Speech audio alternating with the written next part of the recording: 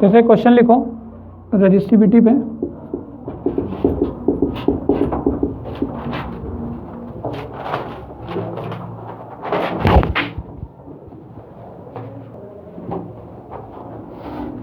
ठीक है। तो रजिस्टिविटी का फॉर्मूला हमने क्या बताया था, R is equal to rho into L upon में ए। मतलब एक्चुअली फॉर्मूला रेजिस्टेंस का था, बाकी इसमें रजिस्टिविटी भी आ चुका था, ठीक है। इसमें कौन सी चीज़ क्या होती है मैंने बता दिया था, यहाँ पर एल होती है लेंथ ऑफ कंडक्टर, ठीक है। और ये अगर मान लेते हैं कुछ एरिया ऑफ क्रॉस सेक्शन, तो इसको क्या बोलते हैं आप, ए एरिया ऑफ क्रॉस सेक्शन, ठीक है। ए को एरिया ऑफ क्रॉस सेक्शन हम कहते हैं, ठीक है। तो इसके ऊपर एक क्वेश्चन है, लिखो फाइंड न्यू रेजिस्टेंस इफ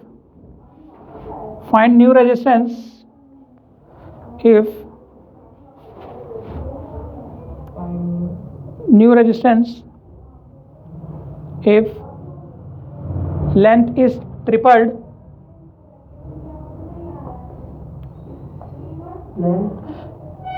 ऐसा लिखो, find the new resistance if we join 3 wires, find the new resistance if we join 3 wires, find the new resistance with if we join 3 wire, find the new resistance if we join 3 wires, and area of cross section is 4 times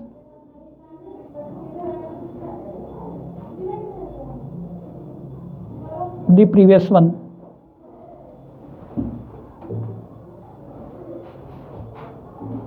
Consider old wire of length L.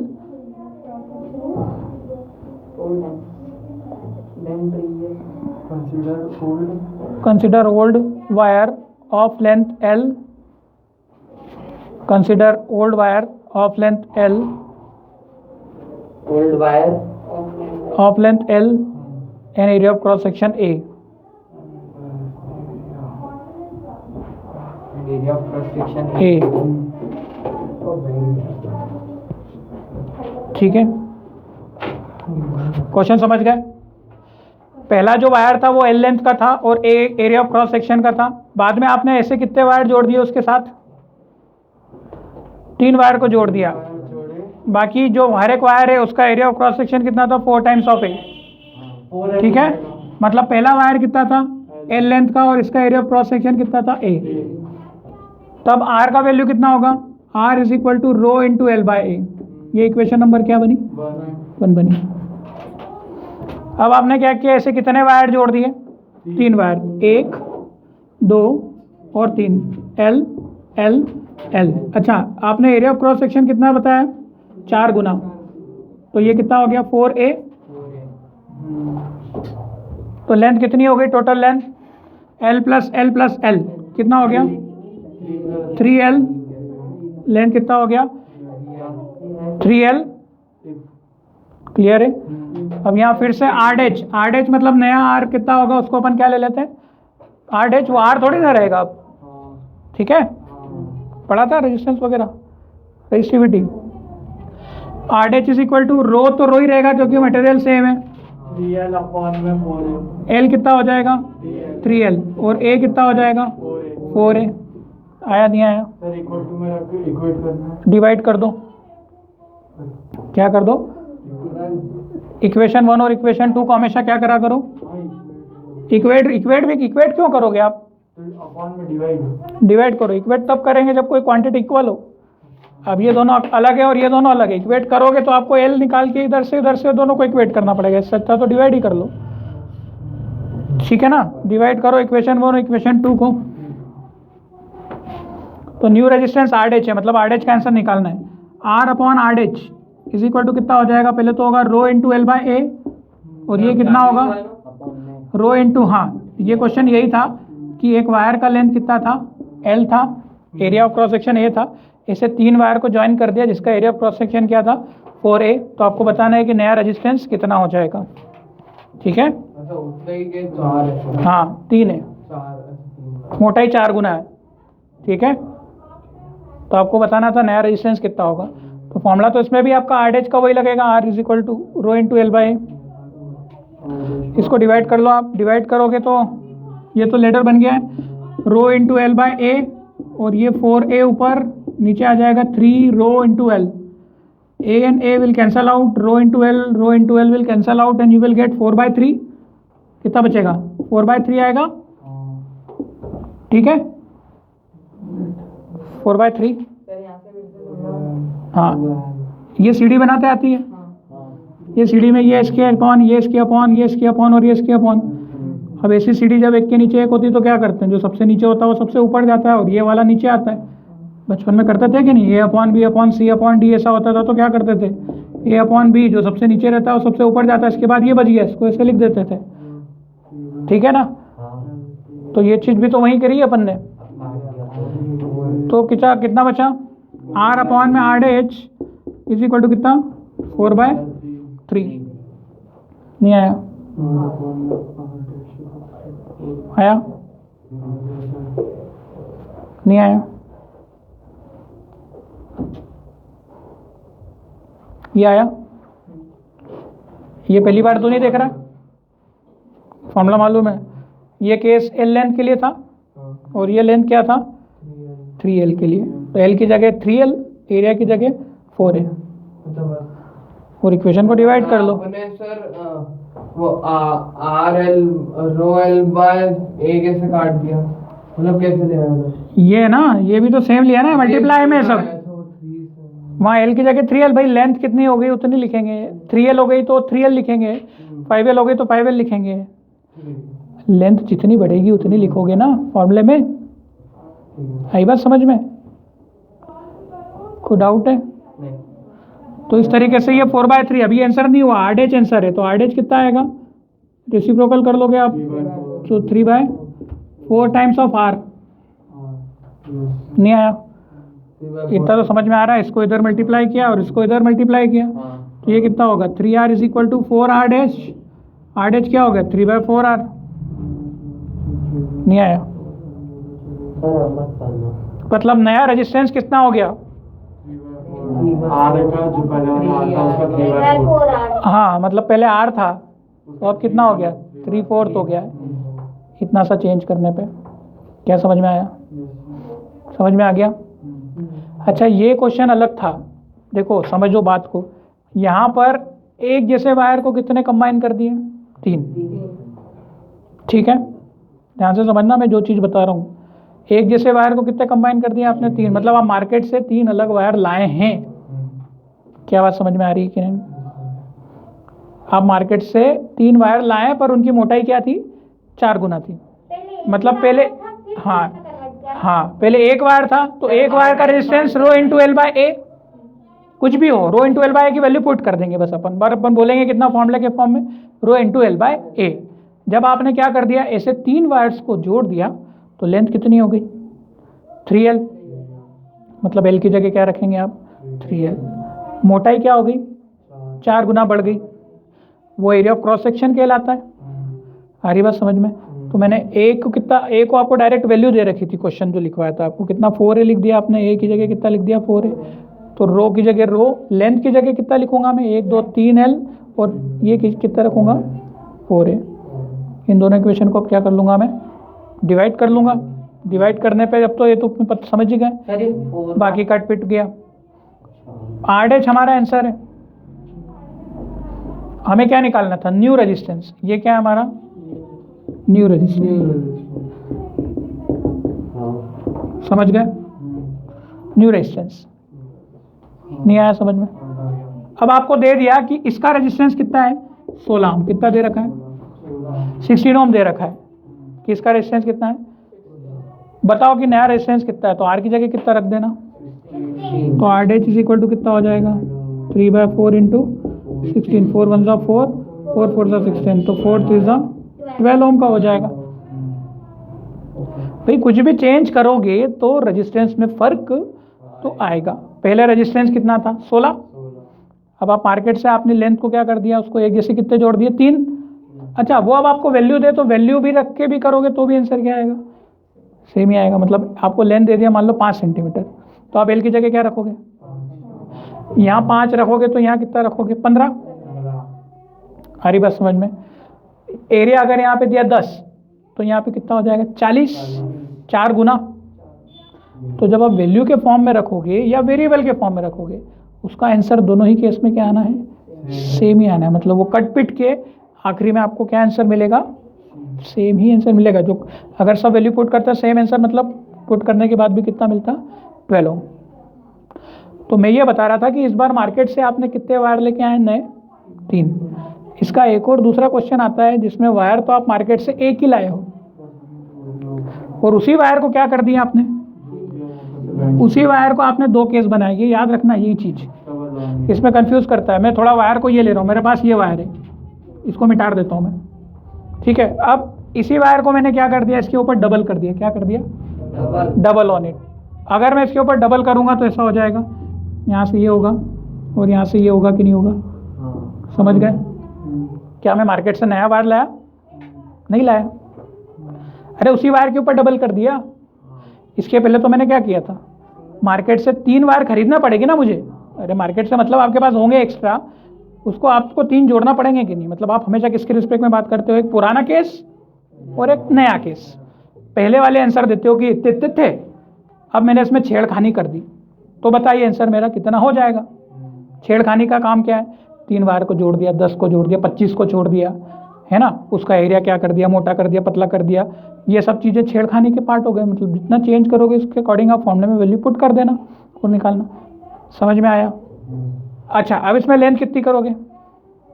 Double on it. तो length कितनी करोगे? L/2। आई बात समझ में? इसको मैं length को L ही ले लेता हूँ। शुरू में लेंथ कितनी ली? L। और एरिया ऑफ क्रॉस सेक्शन कितना लिया है? A। समझ गए? एक के ऊपर एक रखोगे तो लेंथ कितनी हो जाती है? आधी। डबल कौन बोलता है?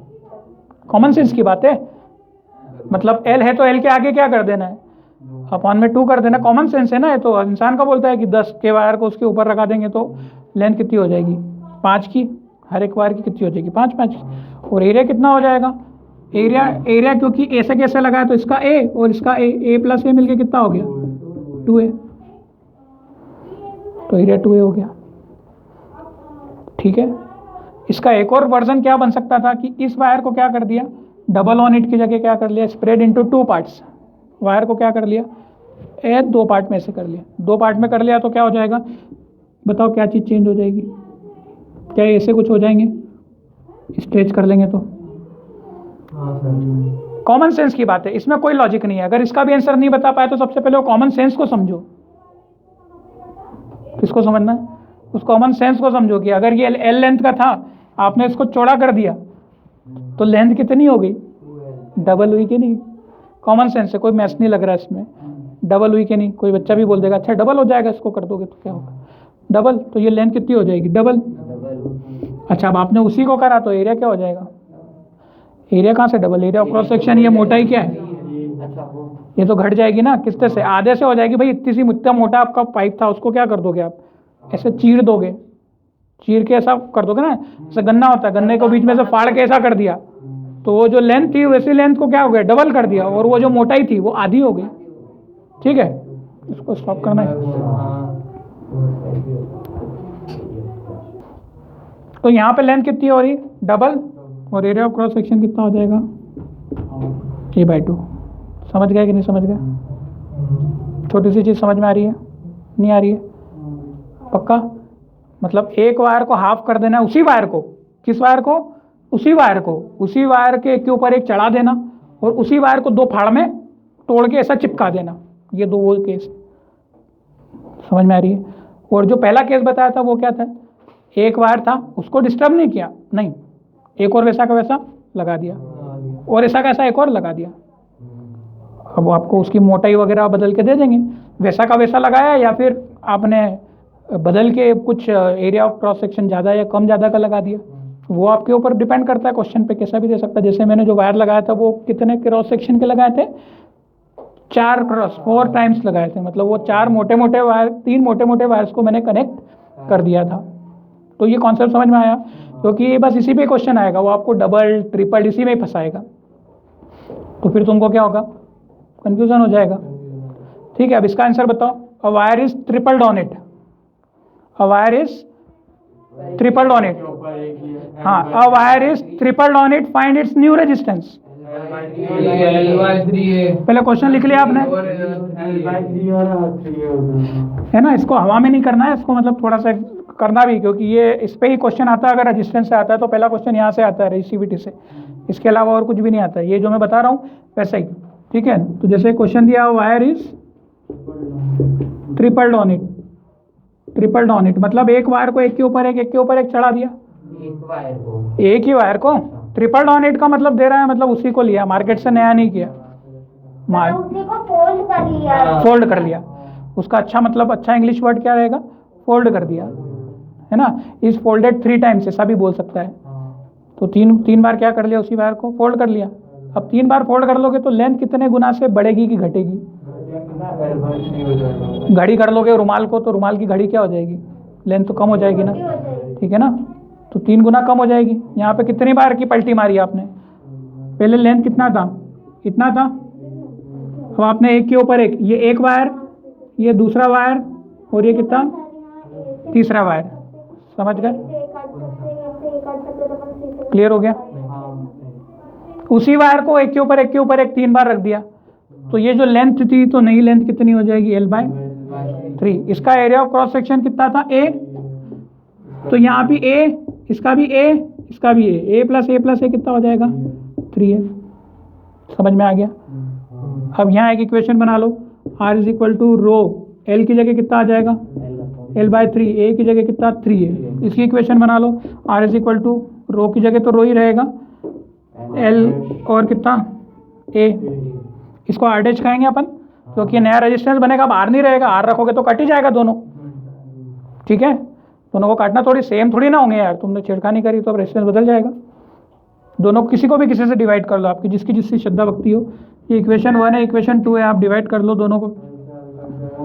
हाँ, R dash upon R is equal to rho into L/3 upon में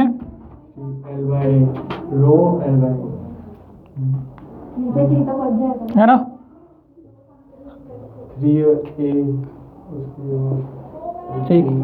एक मिनट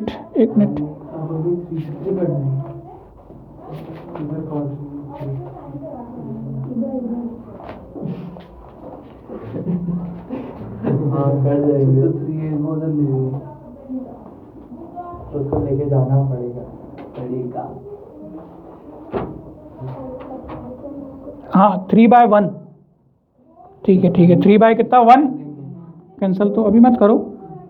तो यहाँ पे कितना लगाओगे? पहले तो लेटर बनेगा ना, R डैश पहले लिख लो, रो L/3, ये तो सही था, पूरा ही था। इसका भी तो रो इंटू L/A था। कुछ गड़बड़ कर दी, R डैश था, ठीक है। इसको नए सिरे से यहाँ लिख लेते हैं अपन। दोनों को डिवाइड 9 आ रहा है कि नहीं? 9 आ रहा है ना? काट दिया क्या तुमने? 3 से 3 काट दिया। ये और ये को काट दिया, अच्छी बात है, गलत है? इसीलिए मैं लेडर बना के सिखाता हूँ, ठीक है ना। उसके नीचे 1 भी आएगा 3 के। हाँ, तो वो 1 ऊपर चलेगा। तुम ये 3 को ऊपर ले गए होंगे, तो हाँ, तो 1/3 होगा ना। हाँ, वो 1/3 तो 3 से 9 होगा कि नहीं? उसने तो काट दिया ना। 9 ही हो जाएगा। अरे ये रो इंटू, इसको साथ में लिखता हूँ सलंग, ये रो इंटू L/3 हुआ, ठीक है।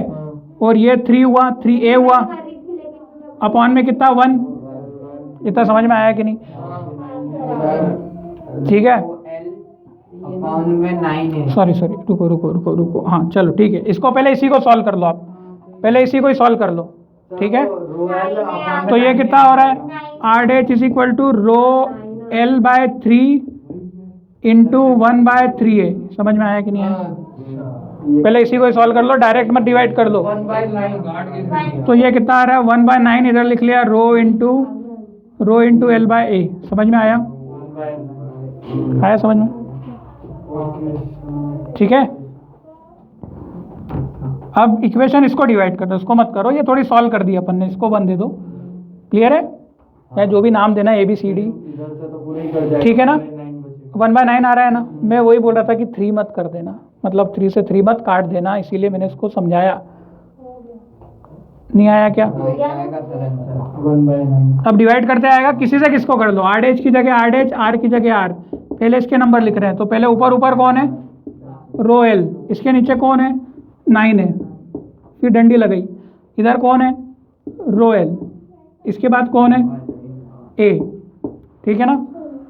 अभी 4 का लेडर बनता है तो अपन अपनी वही टेक्निक से अपनाते हैं, रो इंटू L/9A। जो सबसे नीचे है वो सबसे ऊपर, उसके नीचे रो इंटू L, A से ये गया, ये से ये गया, तो देखो सब कुछ कटा, 9 नीचे बचा है। कहाँ बचा है? नीचे। लिखने का तरीका भी आना चाहिए, नहीं तो आप इसको RH/R को इज इक्वल टू में 9 लिख दोगे। ठीक है? 1/9 R dash equals to 1/9 R। तो R/R इज इक्वल टू 1/9 होगा। R dash आ रहा है समझ में? तो R' नया कौन है? R' है। नया निकालना है, पुराना तो R ही था। नया R' क्या हो जाएगा? R/9। नहीं समझे? मतलब 9 गुना कम हो जाएगा R से। R/9 का मतलब समझते हो ना? किसी भी चीज़ को डिवाइड कर रहे हो आप 9 से, मतलब अगर रेजिस्टेंस 81 दिया होता पुराना, तो नया कितना हो जाता? 9 हो जाता। समझे?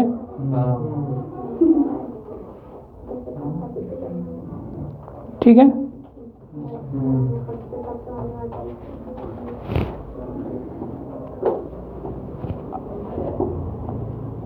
अब नेक्स्ट लिखो इसी में, अ wire is folded n times on it. A wire is folded n times on it. A wire is folded, लिख रहा हूं मैं, चलो।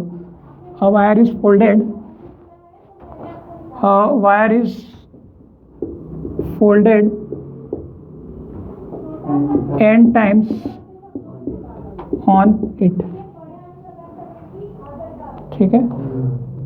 समझ गए? अ wire is folded n times. रुक गया है क्या कमरा? नहीं, बाकी चल तो रहा है ना, डिलीट वगैरह ठीक दिखेगा, ब्राइटनेस कम है इसीलिए। अच्छा, फोकस हो रहा है इसलिए क्या? तो उसको कर देते हैं ना सही। ठीक है, थोड़ा आगे रख। अभी भी नहीं, अब सेट किया था मैंने उसको। ठीक है, छोड़ो यार, ऐसे भी कहाँ अपने को विश्व विजेता बनना है इसमें। अपने को समझ में आ रहा है ना यार, अच्छी बात है। ठीक है, अ wire is folded n times on it. n times का मतलब समझ गए? अब घड़ी 10 बार घड़ती, एक वायर को 10 बार उसके ऊपर लपेटे गए। समझ में आ रही बात? ठीक है, किसी की इच्छा है 20 बार लपेट दिया, है ना? तो आपको इस बार क्या करना है? कुछ भी नहीं, शुरू वाला लेंथ कितने का लेंगे हमेशा, ये तो पक्की बात है। एरिया कितना लेंगे? A। अगर आप उसको डिवाइड कर दोगे छोटे छोटे n पार्ट्स में, तो लेंथ कितनी हो जाएगी? मैं सेम साइज का नहीं बना रहा हूँ, मतलब सेम साइज का ही बना रहा हूँ। ठीक है, L/N होगी कि नहीं? बोलो। नहीं होगी? फ्रॉड कॉल से पता नहीं क्या है, क्या चलता रहता है। चलो छोड़ो इसको, तो लेंथ L है और ये कर लिया, सॉल्व कर लिया। अरे उसकी जगह n रखना है बस, नंबर की जगह। बताओ कितना आएगा? सेम सेम सेम सब कुछ वही होगा। अब थोड़ा दिमाग लगाओ। R is equal to rho into L/A। इसकी इक्वेशन बनेगी? नहीं बनेगी क्या? इसकी इक्वेशन क्या बनेगी? R इज इक्वल टू रो, क्या है इसकी? R' बोलेंगे इसको अपन, क्या बोलते हैं नया रेजिस्टेंस को, क्या बोलते हैं? R'। R' is equal to rho की जगह तो रो आएगा। ठीक है, यहाँ पे रो आ जाएगा। आया क्या? कितने लोगों का आया? लेंथ की जगह कितना रखोगे? L/N जितनी लेंथ हुई, और एरिया कितना रखोगे? N है। नहीं आया समझ में? और अपॉन में कितना कर लोगे? 1। पहले इसको यहीं कहीं सॉल्व कर लो, फिर डिवाइड करना। इसको इक्वेशन 1 नाम दे दो। 2n is equal to, देखो ये रो इंटू L/N हो जाएगा, और इंटू 1/n। n से n नहीं कटता इसमें, एन है, हाँ एन ए, n स्क्वायर होगा ना? 2n हो जाएगा। हाँ ठीक है। 2n किस खुशी में भाई? N into N, n multiply n होगा स्क्वायर आएगा। तो n स्क्वायर है। एन स्क्वायर है। अल्फा ही आता है ये जो। Rho rho into L upon N square into A. अब इसको नाम दो इक्वेशन नंबर 2। समझ गए? अरे भैया 3 का स्क्वायर कितना हुआ था? 9। 4 का स्क्वायर 16। वो हर बार स्क्वायर के आधे आधे होते जाता है, वही चीज़ एन का स्क्वायर एन स्क्वायर आएगा। अब इसको डिवाइड कर लो, डिवाइड तो कर लोगे। R H is equal to divide करो और मुझे बताओ R H is equal to R upon में एन स्क्वायर आ रहा है कि नहीं? यही आ रहा है। यही आ रहा है। सर हमेशा ऊपर r डैश रखते हैं ना, सेकंड वाली इक्वेशन आर एच के फॉर्म में ही निकालना है, नया कितना है? मतलब ऐसा हाँ, हाँ। second वाली equation में ऊपर ही रखो, ऊपर ही रखो। क्या? नीचे n into n क्यों कर रहा है? अच्छा आ गया। अरे यार फिर वही A by B C by D वाला फॉर्म कितनी बार तो बताया, वही की वही चीज आया? समझ में आया? नहीं आया तेरे को? सीडी बन गई ना यार। सीडी को कैसे सॉल्व करते हैं? A by B C by D वाली सीडी को, जो सबसे नीचे होता है वो सबसे ऊपर जाता है। r dash equal to 1 upon में सर इसका वो बेटा ये एन और एन स्क्वायर कर दिया। भूलो मत किसी को भी, सारे नंबर को करना है कॉपी। आर डैश की जगह आर डैश की पहले लिख लो, रो इंटू एल अपॉन में एन स्क्वायर है, अपॉन में आर करना है इसी के, तो इसी का ही आर क्या हो जाएगा? रो इंटू एल बाय ए। अब मैं तुमको बता चुका हूँ कि रो एल और ये ए हमेशा कटता है, बची हुई चीज़ें जो बचती है वो आंसर का रूप ले लेती है। अच्छा ये सीढ़ी बन गई फिर से 4 की। आ रही बात समझ में कि नहीं? सर ये r डैश और r ऊपर नीचे ले सकते हैं? कैसे भी ले लो चलेगा, वो कोई फर्क नहीं पड़ेगा। आर डैश अपॉन में R is equal to C D को सॉल्व करो, rho into L by N square A into A upon में rho into L, rho L से रो एल कैंसल, ए से A cancel, so R dash upon में R is equal to clear. और ये R उधर चला जाएगा, बातें नहीं। R dash is equal to R by N square. चलो समझ में आ गया किंजल? हाँ आ गया, क्लियर हो गया? कभी कभी मैं भूल जाता हूँ यार। R dash is equal to R by N square. क्या इसकी और एक्सप्लेनेशन देने की जरूरत है? नहीं। ठीक है, अब क्वेश्चन लिखो। अब डायरेक्ट ये फॉर्मूला क्या कर सकते हो तुम? लगा सकते हो। जैसे एक वायर को क्या कर दिया? 4 गुना क्या कर दिया? काट के फोल्ड कर, एक ही बात है, मतलब काट के एक के ऊपर फोल्ड कर दिया, तो एन का वैल्यू कितना हो गया? 4। जितनी बार काटा है उतना एन हो जाएगा। एन कितना रखा? 4। 4 का स्क्वायर कितना? सीधे 16 पाओ। ठीक है। और आर आपका मान लो कुछ पहले था, है ना? आर पहले कितना था? आर आपको दे रखा है लेटेस्ट से 32 ओम। कितना था? 32 ओम। आपने अब उसी वायर का अल्टा पल्टा करके कितनी बार कर दिया? 4 बार। ठीक है, तो एन कितना हो गया? 4 हो गया। आर डैश कितना हो गया? नया वाला बताना, ये फॉर्मूला लगा दो अब। आर कितना? 32 की जगह 32 और 4 का स्क्वायर 16, तो कितना? 2 ओम। नहीं आया? आ गया? नहीं आया? आ गया? ठीक है, लिखो। If the resistance of a wire is 100 ohm, if resistance of wire is 100 ohm and it is folded 10 times on it, and it is folded 10 times on it. If a resistance is 100 ohm and it is folded 10 times on it, and it is folded 10 times on it, find new resistance. आसान है। 10 times on it, find new resistance. मतलब इसको मैंने word में बता दिया। Are कितना दे रखा है आपको? 100 ओम। एन कितना? कितनी बार पलटी कर दी? 10 बार। और आर डैश कितना हो जाएगा? 100 अपॉन में कितना? 10 का स्क्वायर कितना? 100 स्क्वायर करना भूल गए क्या? ठीक है, 1 ओम आएगा। 100 नहीं आता तो भी 10 ही आता। 1 आ रहा है कि नहीं? 100 तो है। क्या हो गया? ऐसे क्या देख रहे हो? 1 आ गया? मैं तो पहले चश्मा बहुत खराब है। चश्मे को दोष मत दो। अरे यू करना पड़ता है क्या? तो नया बनवाया क्या? नया बनवाया? हटवा दे। बहुत पहले। तो फिर इसके पहले तो कभी दिक्कत नहीं है आपको, आज ही क्यों? नहीं आज हुआ ठंड ज्यादा हो गई आज। हाँ, बाहर का टेम्परेचर ठंडा है और अंदर की बॉडी का तो उतना ही रहना। हमारी बॉडी का टेम्परेचर फिक्स रहता है, अंदर बॉडी तो उतना ही टेम्परेचर रखती है जितना उसको चाहिए होता है। चश्मे को बारिश का असर हो। अरे समझ में आ गया 1 ओम कि नहीं आ गया? कितना अभी इतनी देर से?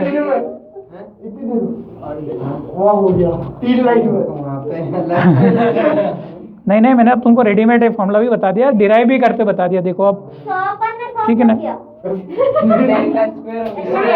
स्क्वायर नहीं करते ना बेटा, अपनी आदत है ना। अपन क्या करेंगे, वो 10 रख लेंगे। स्क्वायर भी तो है, 10 का स्क्वायर 100 होता है ना? मतलब तुमने उसको देखो उससे भी किया होगा, तूने उसको डिराइव करके किया, जबकि मैंने क्या कर दिया, अब ये फॉर्मूला बता दिया। मैंने दोनों मेथड बता दिया, फॉर्मूला बुक में दिया है, ठीक है ना? ये बुक में नहीं दिया है, बाकी इसके जैसे वेरिएशन देते हैं वो। अच्छा, ये किसका था बेटा, मुझे बताओ? ये फोल्डेड का था। आपने जहाँ डेरिवेशन किया था वहाँ हेडिंग बड़ी बड़ी डाल दो, when wire is folded on it. क्या लिखोगे? When wire is folded n times on it. उसको अंडरलाइन कर देंगे क्या आप? कर देंगे। अब नेक्स्ट क्वेश्चन लिखो। फोल्डेड का मतलब समझ में आता है? हाँ। स्प्लिट का मतलब समझ में आता है? तोड़ना। अब लिखो next question. A wire is splitted 10 times.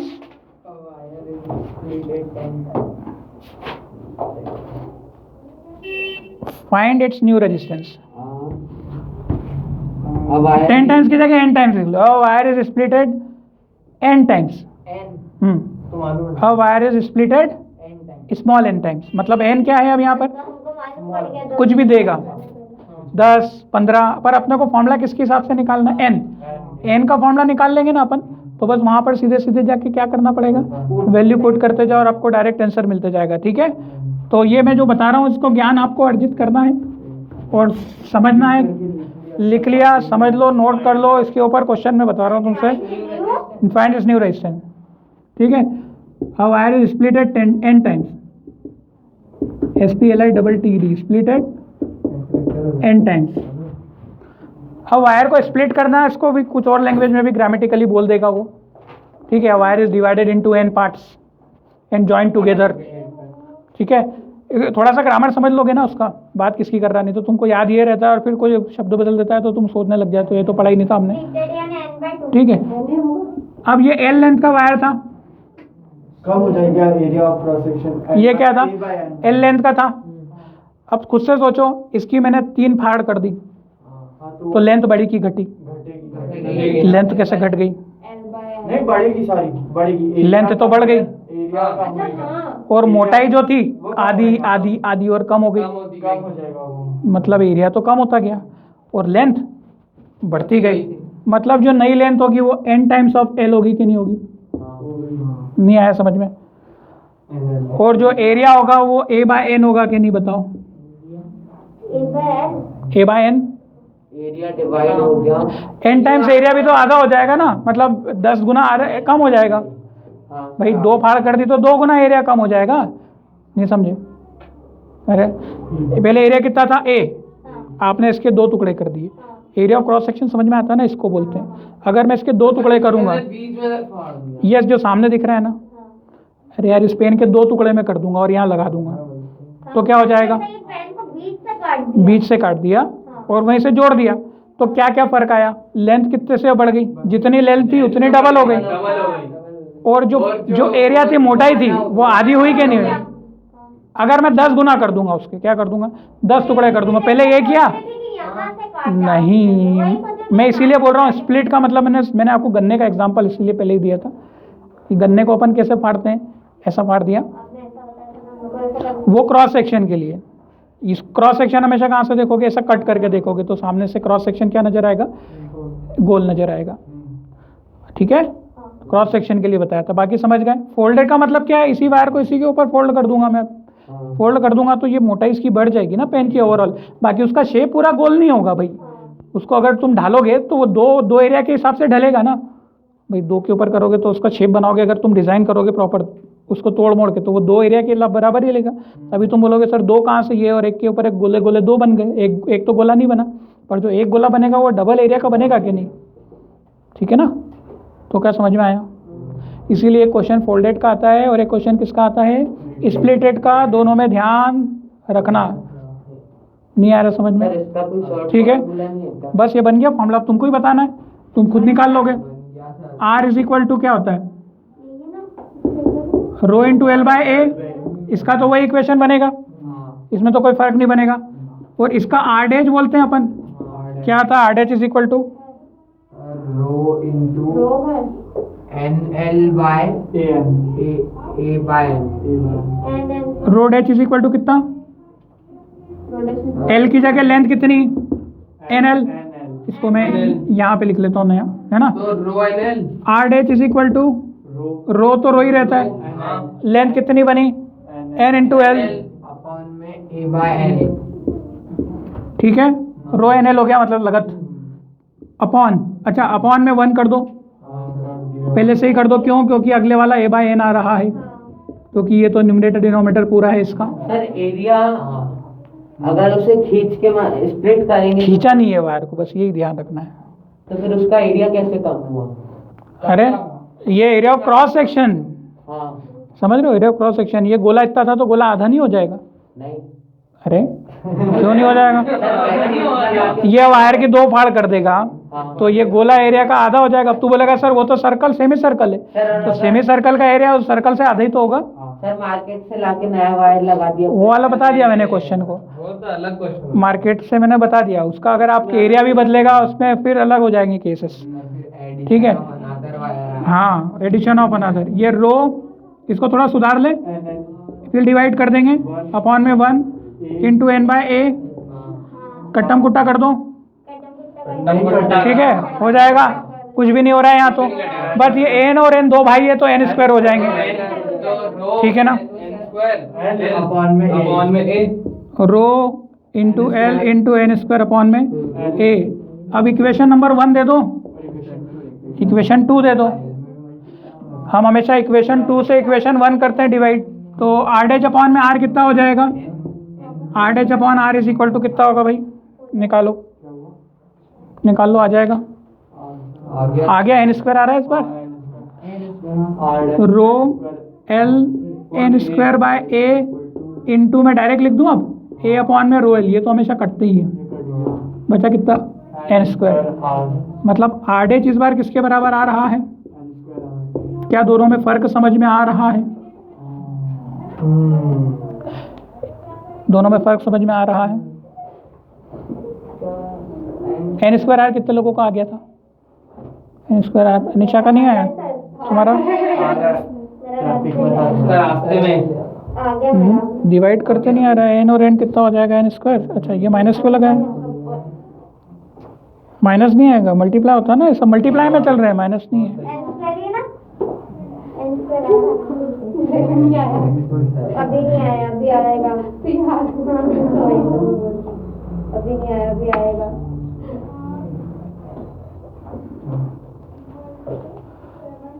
ठीक है, अब मैं जो बोल रहा हूँ क्वेश्चन सॉल्व करके बता दो। उसमें एक फोल्डिंग का भी बताना है और स्प्लिट का भी बताना है, दोनों का आंसर 2 बताने हैं। अ wire is case 1, a wire is folded 5 times on it. Case B, 5 times. A wire is folded 5 times on it, having a resistance 25 ohm. Having resistance 25 ohm. मतलब जो आपको पुराना रेजिस्टेंस दिया है वो कितना, 25 ओम का दे रखा है। केस 2 सेम क्वेश्चन है। केस 1 मतलब ए पार्ट है और बी पार्ट, ऐसे ए पार्ट है, एक ही क्वेश्चन है उसका, ए पार्ट और बी पार्ट सेम क्वेश्चन है। केवल मैं फोल्डेड की जगह क्या वर्ड चेंज करने वाला, स्प्लिट। मतलब अ wire is splitted, 5 times on it है। ऑन इट नहीं कहेंगे अपन, वायर इज स्प्लिटेड 5 टाइम्स। अब क्योंकि ऑन इट का मतलब ऐसा हो जाता है कि फिर आपने उसके ऊपर एक रख दिया, है ना, स्पेलिंग अगर देखो तो। हाँ, splitted 5 times. And having resistance. Sir second क्या है? रेजिस्टेंस भैया सर सेकंड एंड है, हाँ, रेजिस्टेंस सेम है 25 ओम। सर सेकंड क्या हुआ? अ वायर इज स्प्लिटेड 5 टाइम्स। क्या है सेकंड का?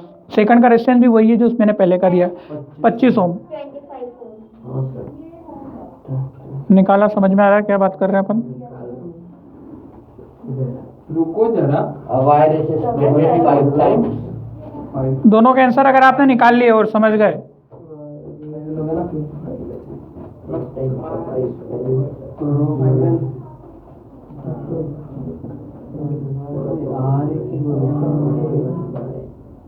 पूरा वही है, बस 5 टाइम्स बाद हैविंग रेजिस्टेंस 25 ओम कर दो। अरे 1 बाय क्यों डालते आएगा? अलग अलग हो गई ना। 1 बाय 5। सर 5 टाइम्स तो 5 टाइम हो जाएगा 25। एन के फॉर्म में कोई आंसर नहीं आएगा क्योंकि एन खुद एन नहीं बोला मैंने। 5 है। हाँ वही तो बोला, एन थोड़ी 5 एल। एल के फॉर्म में भी कोई आंसर नहीं आएगा बच्चों। वही क्या करते हो तुम? 10 क्वेश्चन करवा दिए, अपना दिमाग कहाँ जा रहा है? R H is equal to R by क्या था? N square. ये फोल्डेड का था। फिर आगे और R H is equal to क्या है? R into N square. ये किसका था? स्प्लिटेड का। दोनों का अलग अलग होगा। ठीक है, पूरा क्यों नहीं कर रहे? ऐसे ही मजे में। डायरेक्ट फॉर्मूला पुट कर लो और निकाल लो। पूरा भी मैंने बता दिया यार, कैसे करना है सब बता दिया। आप तुम्हारी मशीन जल्दी चलाओ दिमाग की, थोड़ा अपडेट करो, घर जाके वापस रिवाइज करना है। तो काम की चीज़ है वो तो यही है। आर का वैल्यू कितना दिया है इसमें? 25। R is equal to 25। Folded कितनी बार किया है? 5। ये दोनों यहाँ रख दो। नया आर एच क्या हो जाएगा? आर की जगह 25 और 5 का स्क्वायर 25। 25 से 25 कट के कितना हो रहा है? 1 ओम। मतलब सीधे 25 ओम से 1 ओम पे आ गया आपका रेजिस्टेंस। कम हो गया कि नहीं कम हो गया? रेजिस्टेंस कम हो जाता है स्प्लिटेड में ज़्यादा। इससे केस स्टडी बन जाएगा। R H is equal to कितना हो जाएगा? आर इंटू कितना? 25 इंटू 25 कितना हो गया? 625 ओम। मतलब 25 ओम की चीज़ कितनी हो गई? 625 ओम। इतना पैसा रहता तो कितनी अच्छी बात थी। पैसे नोट के ऊपर नोट के फोल्ड करो। तो तुम फोल्ड करते कि स्प्लिट करते? वो स्प्लिट करना फोल्ड करके जेब में रख लेते हैं। वो 25 रुपये का 1 रुपया हो जाता। फोल्ड कर लिया तो नहीं समझे? स्प्लिट कर देंगे। स्प्लिट करते तो 25 रुपये का 625 रुपया हो जाता। स्प्लिट करते तो नोट फटे नहीं जाते। काश ऐसा होता। अरे मैं तो बोल रहा हूँ, ठीक है, पर ऐसा होता। हमारा जो समय नहीं चलता है। तो बहुत ये छोटी सी चीज़ थी जो रेजिस्टेंस पे हमारी टिक रही थी। ठीक है, यहाँ पर आपका ये जो रेजिस्टेंस वाला था किस किस फैक्टर्स पर इससे डिपेंड करता था? कभी अपन ने अभी ये जो किया है वैसा अपन एग्जाम में करते तो मार्क्स तो मिलेंगे। इसको अगर वो 1 मार्क का है तो आप डायरेक्ट फॉर्मूला लगा दो। वैसे तो मैंने बताया ना इसका 12.6 कैसा किया है? 12.6 1 मार्क में आप कर दो ना डायरेक्ट। सर दिखाना नहीं और पड़ता कभी 1 मार्क। डायरेक्ट। अगर 3 मार्क का आ गया है हाँ तो आपको सारी स्टेप जो मैंने सिखाई है हाँ कुछ भी नहीं करना है। एन की जगह रख दोगे क्या? जो भी आपको नंबर दिया है। हाँ। और रेजिस्टेंस जो था आपको वो दिया है। ठीक है, कोई कंफ्यूजन तो नहीं है? ठीक है, छोटा मोटा कोई भी कंफ्यूजन मत रखना, क्योंकि जो चीज़ महत्वपूर्ण है अपन क्या है, आज अपन मैंने आधी घंटा बिगाड़ा अब इसके लिए। ठीक है, मतलब लगभग 1 घंटा ही होके आ गया है। अब कल जिस चीज़ मैंने बताई थी उसका एक्सटेंशन था ये। ठीक है, नहीं तो अपन ने तो देख ही लिया था ये फॉर्मूला जो था R is equal to rho into L by. एक फॉर्मूला लिख के ख़त्म करना हो मुझे तो ख़त्म कर देता ना मैं। बाकी अपन 10th में आपका जो पेपर होता है वो ऐसा नहीं आता जो पढ़ा हुआ है। साइंस का पेपर आप देख चुके हो। मैं आपको बता रहा हूँ कि जो मैं पढ़ाता हूँ उस तरीके से पढ़ना, नहीं तो तुम क्या पास तो छोड़ दो, मतलब और उल्टे फेल हो जाओगे। मतलब अगर तुमने NCERT का बस रट के चलेगा, उसको समझा कुछ भी नहीं वो क्या बोल रहा है, तो फिर तो तुम मतलब मान के चलो कि अपन कोई सी बड़े से बड़ा कोचिंग चले जाओ। समझ में आना चाहिए ना वो बोल क्या रहा है। पढ़ने से क्या मतलब फिर ऐसा? अब ये तुमको क्वेश्चन तुमने समझा नहीं और बस रट के चले गए। हाँ, फोल्डिंग, तुमको फोल्डिंग का मतलब पता नहीं, स्प्लिट का मतलब पता नहीं, एन क्या होता पता नहीं, आर क्या होता पता नहीं, आर एच क्या होता पता नहीं। हाँ, तो गलत हो जाएगा चीज़ें। बाप रे बाप। ठीक है, मतलब यार चलो रामायण का आने के बाद ये समझ में आ रहा है। रामायण गाते। रेजिस्टेंस गाते हैं नहीं गाते हैं कि सिस्टम। अरे वो वाली रामायण छोड़ो ना यार, अरे वो हटाओ। रामायण है। उसने भी तो ये बोला रामायण गाते हैं। देखो प्रश्न पूछते हैं रामायण गाते हैं, तो वो क्वेश्चन मार्क, रामायण गाते हैं मतलब आपको बता रही है वो, बता ठीक है ना? रही क्या रामायण गाते हैं मतलब सोचना पड़ गया, ठीक है ना? एक ही स्टेटमेंट को आप अलग अलग तरीके से पूछते हो तो सामने वाला समझ जाता है what do you want to say. Is resistance of a system.